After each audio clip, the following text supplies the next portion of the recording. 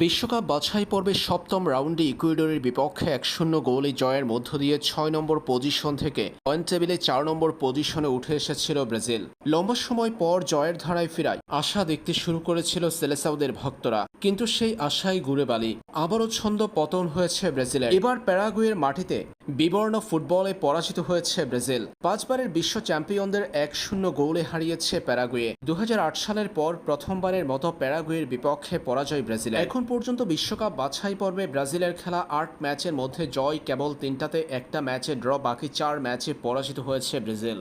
লম্বা সময় ব্রাজিল দলের সঙ্গে নেই নেইমার জুনিয়র। তারকা ব্রাজিলিয়ান এই ফরওয়ার্ড ইনজুরির কারণে আছেন মাঠের বাহিরে। কবে ফিরবেন নেইমার, কবে ফিরবে ব্রাজিলের সুদিন, এমন প্রশ্ন স্বাভাবিকভাবেই আসছে ভক্তদের মনে, যখন ব্রাজিলের হাতে কিনা আর কেবলমাত্র ১০ ম্যাচ বাকি বিশ্বকাপ বাছাই পর্বের। বিশ্বকাপের মূল পর্বে সরাসরি জায়গা করে নিতে হলে ব্রাজিলকে এই ১০ ম্যাচ থেকে অন্তত ৮ ম্যাচে জিততে হবে। প্রশ্ন হলো, কবে নেইমার জুনিয়র ফিরবেন, কিংবা ব্রাজিলের কোচ ডেরিভল জুনিয়র কবে ব্রাজিলের পূর্ণ শক্তির স্কোয়াড ফিরাবে। জানা গেছে অক্টোবরে ফিফার উইন্ডোতে ব্রাজিল বিশ্বকাপ বাছাই পর্বে যে ২ ম্যাচ খেলবে, সেই ২ ম্যাচে পরিবর্তন হতে পারে ব্রাজিলের বর্তমান স্কোয়াড। সেখানে আসবেন Neymar junior, Gabriel Jesus, Richarlison, Gabriel Martinelli, Raphinha সহ ব্রাজিলের বর্তমান সময়ের এমন সব তারকা যারা কিনা ক্লাব ফুটবলে আধিপত্য দেখাচ্ছেন।